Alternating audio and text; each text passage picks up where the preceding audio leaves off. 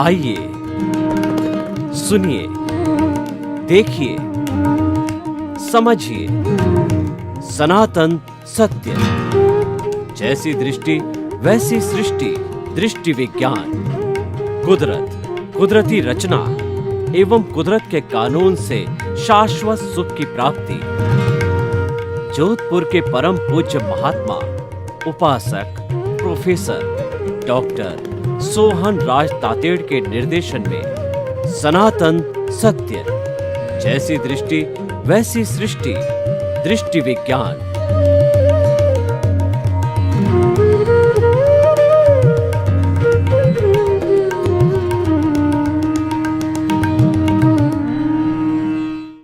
भाइयों और बहनों, मातृशक्ति को नमन। आज का अति सुंदर विषय है संतुलन प्रकृति का नियम। सावधानी हटी और दुर्घटना घटी। जहाँ कहीं पर भी आपने संतुलन को खोया तो समस्या पैदा हो गई। पति पत्नी के बीच में प्रेम है, आराम से रह रहे हैं, थोड़ा संतुलन खोया यानी कि आपने उस पर गुस्सा किया तो उसने 2-4 बातें सुना दी और आपका उस दिन का भोजन बंद। भाई भाई के बीच में संतुलन खोया तो भाई इतना नाराज हो गया कि मुझे आपके साथ में नहीं रहना है, बंटवारा करो, हम अलग रहेंगे। इसी तरीके से प्रकृति का भी संतुलन जरूरी है। प्रकृति अपनी दूरी पे चलती, जिसको एक्सिस कहते हैं, जिसको सेंटर ऑफ ग्रेविटी सीजी कहते हैं। हर घूमने वाली वस्तु की एक सेंटर ऑफ द ग्रेविटी होती है। हम भी चलते हैं तो सेंटर ऑफ, हर मूविंग चीज़ की सेंटर ऑफ ग्रेविटी होती है। तो सेंटर ऑफ ग्रेविटी जब फिक्स होती है तब उसका जो रिजल्टेंट फोर्स निकलता है, इधर का फोर्स, उधर का फोर्स, इधर का फोर्स, उधर का फोर्स, सब मिलकर के एक निर्णायक है रिजल्टेंट फोर्स निकलता है। वह उसको घूमती हुई वस्तु को स्थिर रखता है। देखिए, हम चल रहे हैं, आराम से चल रहे हैं, इसका मतलब हमारी सीजी है वह संतुलित है। और हम थोड़ा सा डिग गए तो अगर हमने बैलेंस, इधर डिगे और हमने इस तरफ का फोर्स लगा करके और बैलेंस कर लिया, जब तो हम गिरे नहीं। और हमने बैलेंस नहीं किया, काउंटर बैलेंस नहीं किया, तो हम क्या टॉपल हो जाते हैं, गिर जाते हैं, फ्रैक्चर हो जाता है, एक्सीडेंट हो जाता है, हड्डी टूट जाती है, रॉड लगानी पड़ती है। 6 महीने हमें जो है पलंग पर सोना पड़ता है। तो कहने का अर्थ ये होता है, हर जगह संतुलन की जरूरत है। आप 2 व्हीलर 4 व्हीलर चला रहे हो तो आपको नज़र का संतुलन चाहिए। आपको जो है वो हमारा जो कहना चाहिए, वो हम जो स्टीयरिंग घुमाते हैं उसका संतुलन चाहिए कि लेफ्ट और राइट के अंदर कितना मार्जिन है। ज़्यादा तो नहीं खींच रहे मार्जिन से, हमारे गैप रहना चाहिए। ऐसा नहीं कि 2 व्हीलर 4 व्हीलर जो है लेफ्ट से, राइट से, सामने से, पीछे से, वो जो है वो अड़ जावे। यानी जहाँ कहीं पर भी संतुलन खोया कि हमारा जो भिड़ंत हुई, और भिड़ंत हुई तो आप समझ लीजिए कि आवाज़ आनी है, खटखटा होना है, समस्या पैदा होनी है। यानी सारी दुनिया में संतुलन का जो है बोलबाला है। हमारी इस पृथ्वी के अंदर, हमारी सृष्टि के अंदर सत्वगुण, रजोगुण और तमोगुण, ये प्रकृति में भी 3 गुण होते हैं, शरीर में भी 3 गुण होते हैं। सतोगुण वाली प्रकृति होती है, वो शांत रहती है और एकदम शांति से ऋतु आती है, नदियाँ चलती है और हमारे समुद्र होते हैं, प्रकृति होती है, नए फूल आते हैं, पतझड़ होती है, सब नॉर्मल रूप से चलता है। वह हमारा सत्व गुण है। रजोगुण जब आता है तो वह चंचलता पैदा करता है। उस चंचलता से क्या होता है कि हमारे जो है, जैसे कि जो भूतेला आ गया, चक्रवात आ गया, अतिवृष्टि हो गई, अनावृष्टि हो गई, और जब जो है तमोगुण आता है वो बहुत खतरनाक होता है। तमोगुण आने से अंधकार अंधकार हो जाता है, यानी बड़ा सुनामी आ जाता है, बड़ा भूकंप आ जाता है, महायुद्ध आता है, कोरोना जैसी महामारी हो जाती है। ये गुण हमारे शरीर में भी है। सत्व गुण वाला व्यक्ति धार्मिक प्रकृति का होगा, शांत प्रकृति का होगा। रजोगुण वाला व्यक्ति चंचल होगा, किसी एक बात एक विचार पे टिकेगा नहीं, हर क्षण उसकी भावधारा बदलती रहती है। और तमोगुण वाला है, वो लड़ाई करेगा, झगड़ा करेगा, टंटा करेगा और लोगों को परेशान करेगा, खुद परेशान होगा। और खुद तो परेशान होना ही है। आप अगर दूसरे के लिए गड्ढा खोदते हो तो दूसरा उस पर गिरे या ना गिरे, परंतु आप तो उसी क्षण उसके अंदर गिरने के लिए तैयार हो जाओ, क्योंकि जो है वो आप खोद रहे हो, उसका परिणाम तो आपको भुगतना ही पड़ेगा। तो हम क्या कहना चाहते हैं, वात पित्त कफ संतुलित रहते हैं तो हम स्वस्थ रहते हैं। इसमें से कोई वात बढ़ गई तो शरीर में गैस ही गैस हो जाती है, पित्त बढ़ गया तो हमारी उल्टी है वगैरह ये चीज़ें हो जाती है, और कफ बढ़ गया तो कफ बढ़ने के कारण खांसी वगैरह होती है, लोभ भी पैदा होता है। तो इस तरीके से ये सारे संतुलन के सूत्र है। हमको संतुलन शब्द को गहराई से समझना है, समझना नहीं है, इसको बनाए रखना है। ये हमारे चरित्र के अंदर, हमारे हृदय में हृदयंगम होना चाहिए, आत्मसात होना चाहिए। कहीं पर भी संतुलन मत बिगाड़ो।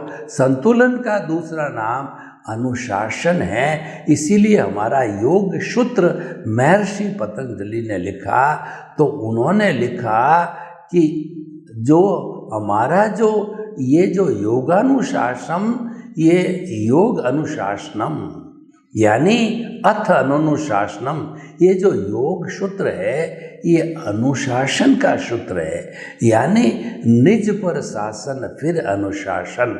आप दूसरे पे अनुशासन करना चाहते हो, नेतृत्व करना चाहते हो, सुधारना चाहते हो, पहले स्व अनुशासित रहो तो आपको कोई झंझट नहीं है। स्व अनुशासन एक सुरक्षा कवच है। आप जो है जहाँ पे गोलियां चल रही और बुलेट प्रूफ जो है कवच आपने धारण रखा है, तो आपका छाती का, हार्ट का कुछ भी बिगाड़ होने वाला नहीं है।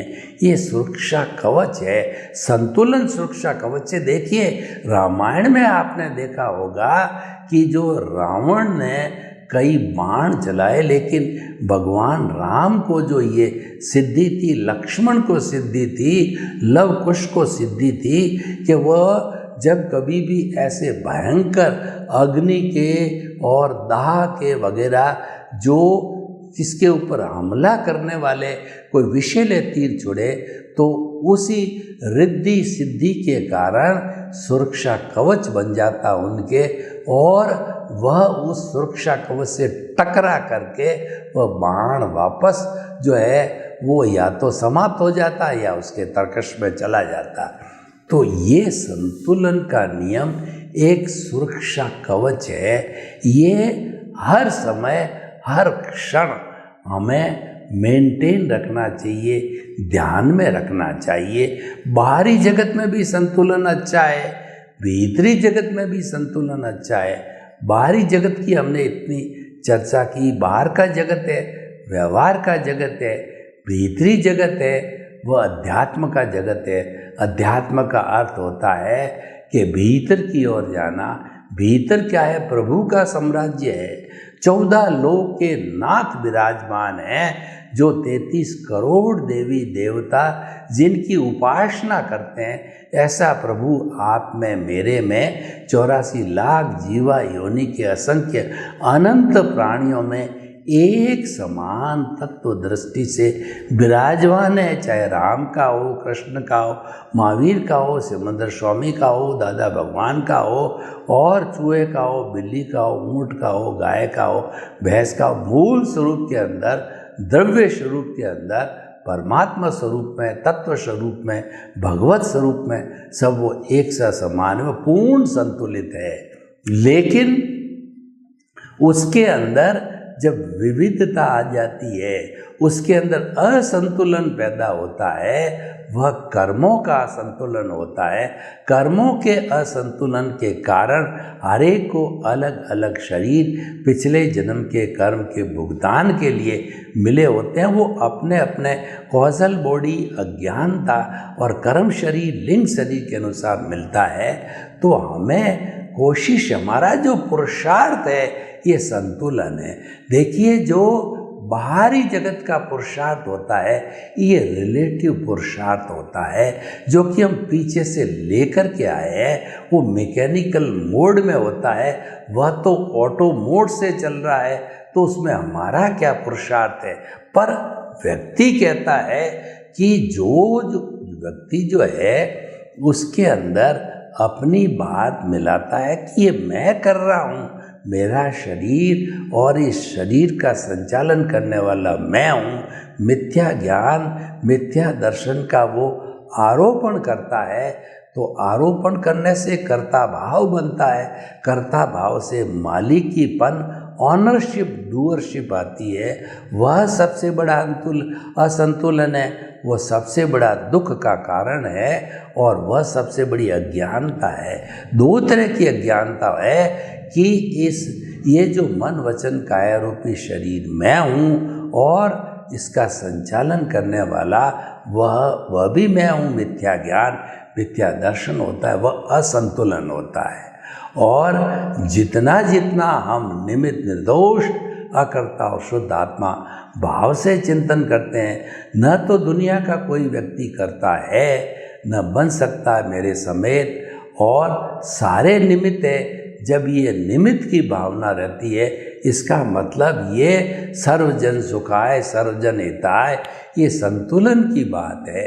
और जहाँ पे जो मिथ्या ज्ञान, मिथ्या दर्शन आता है, वो असंतुलन है।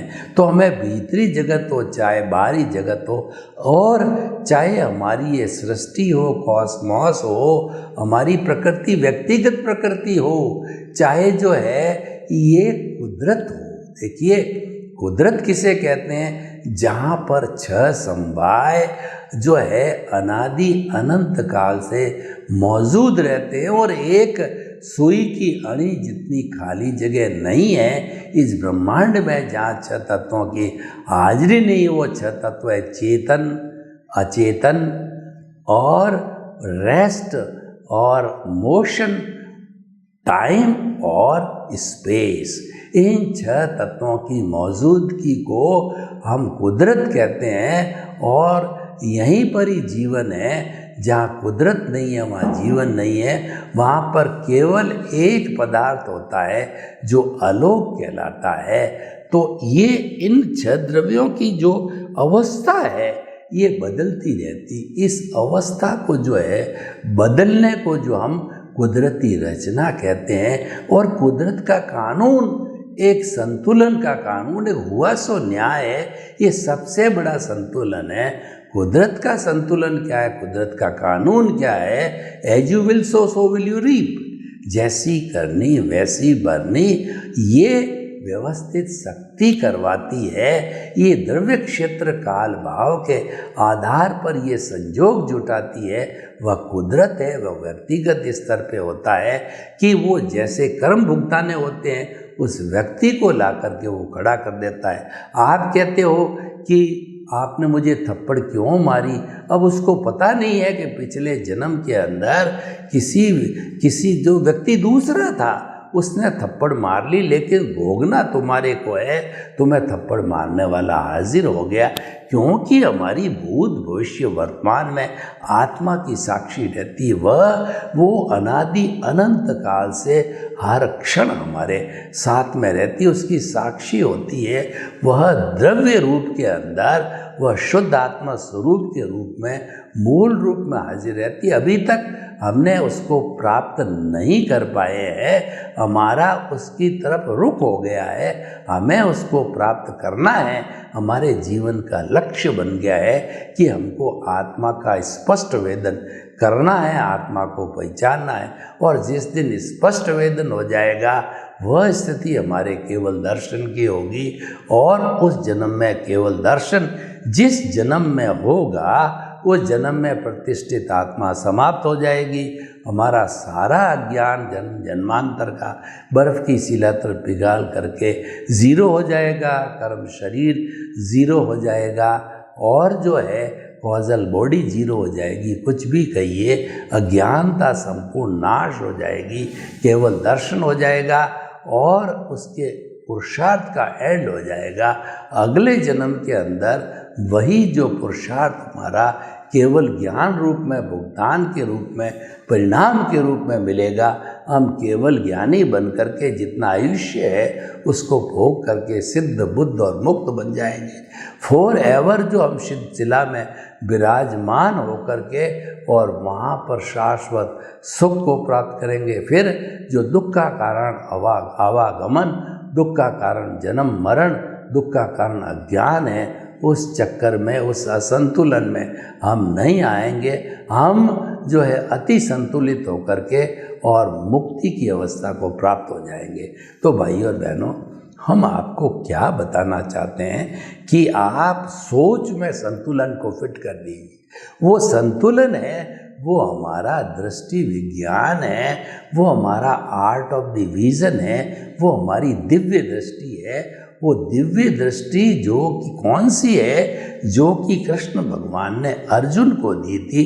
हमारी जो दिव्य दृष्टि वो है कि जो आपका जो ये जो हमारा केंद्र है, आज्ञा चक्र है या दर्शन केंद्र है, वहाँ पर एक हमारा परमानेंटली गोला बना करके वहाँ पर जो है हमारे मन वचन का ऐसे मुक्त, ऐसा में शुद्ध आत्मा की प्रतिष्ठा कर दीजिए भावों के द्वारा। देखिए, जो हमारा ये जो दिव्य दृष्टि है वो केवल भावों से संचालित है। इसीलिए कहा जाता है कि क्रिया में मोक्ष नहीं है। मन वचन काया तथा उससे जुड़ी हुई हर अवस्था मात्र कुदरती रचना है। मन वचन काया की शुभ प्रवृत्ति है, वो हर शुभ प्रवृत्ति वह जो है वो धार्मिक प्रवृत्ति कहलाती है, जो कि पुण्य पाप से संचालित होती है। लेकिन हम तो कहते हैं वो कुदरती रचना होती है। हमें उसको कुदरती रचना ही मानना है, क्योंकि ये सारी जिम्मेवारी कुदरत ने ले ली, हमारी कोई जिम्मेवारी नहीं है। उससे मुक्त रहना है। मुक्त रह करके हम केंद्र में स्थापित हो गए और फिर सारा हमने प्रोसेस स्टार्ट कर दिया, संतुलन को और मजबूत कर दिया। तो ज्ञाता दृष्टा भेद विज्ञान, जुदापन की जागृति और एक स्पेशल प्रिकॉशन हमने यह ली, फुल प्रूफ प्रिकॉशन ये ली कि जब हमने ज्ञान लिया तो आप कभी पावर हाउस में गए हो तो वहाँ पे डेंजर का बोर्ड लगा हुआ होता है, वहाँ पर रेड कलर का क्रॉस होता है और एक खोपड़ी और एक जो हड्डी दिखाई जाती, डेंजर लिखा हुआ होता है। यानी ये 33 kV 11 kV की लाइन है, इसको टच कर दिया आप अर्थ हो गए तो भस्मीभूत हो जाओगे। तो हमें जो है उसको टच नहीं करना, कर्ता भाव को परमानेंट चौकड़ी हमारे गुरु ने लगवा दी, जन्म जन्मांतर के लिए हमने लगा दी। क्योंकि कर्म बंधन का कारण यही है, ये चालू रहेगा तो हमारे कॉजल बॉडी बनती रहेगी। इस पर चौकड़ी मार दी है तो नई कॉजल बॉडी नहीं बनेगी। हम ये नहीं कहते कि बिल्कुल नहीं बनेगी, बनेगी, लेकिन वो जो पुण्य होगा वो हमारा मोक्ष के लायक और सहायक बनेगा।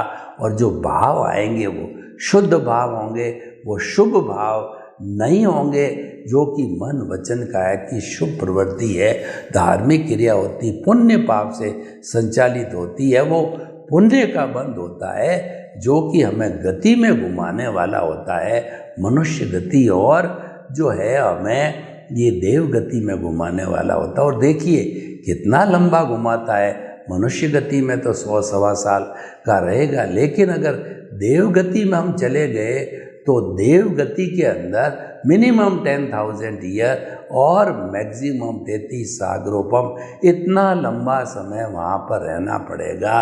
तो इतना समय कौन रहे, और हमें तो तड़फ हो गई है, हमें मुक्ति की भावना हो गई है।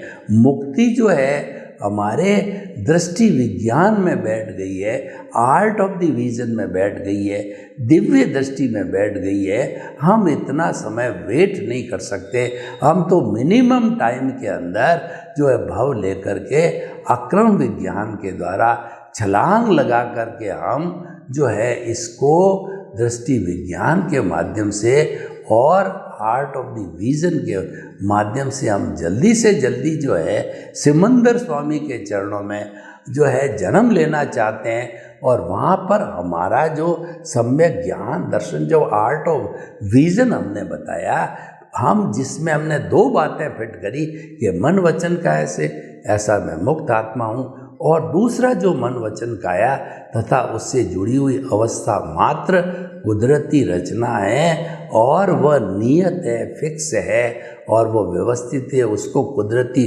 रचना मानो।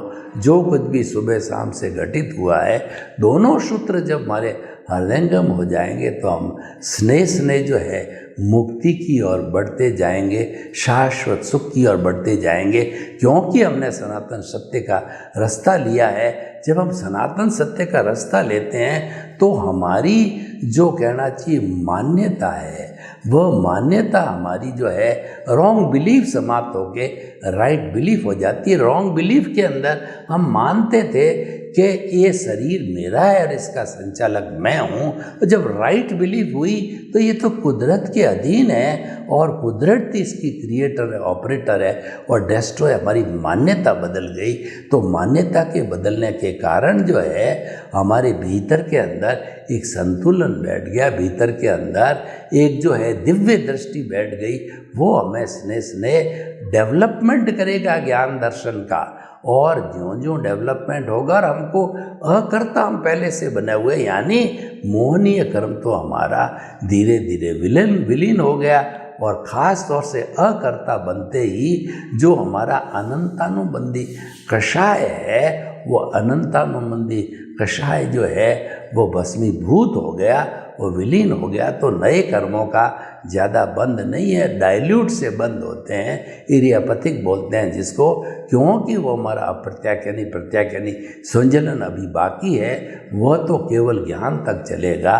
तो इसीलिए भाई और बहनों, हम आपको ये बताना चाहते हैं, ये संतुलन है, ये एक बहुत अच्छा सूत्र है, और वो हमें सूत्र जो है हमारे गुरु की कृपा से और हमको जो है वो आत्मज्ञानी की कृपा से मिला।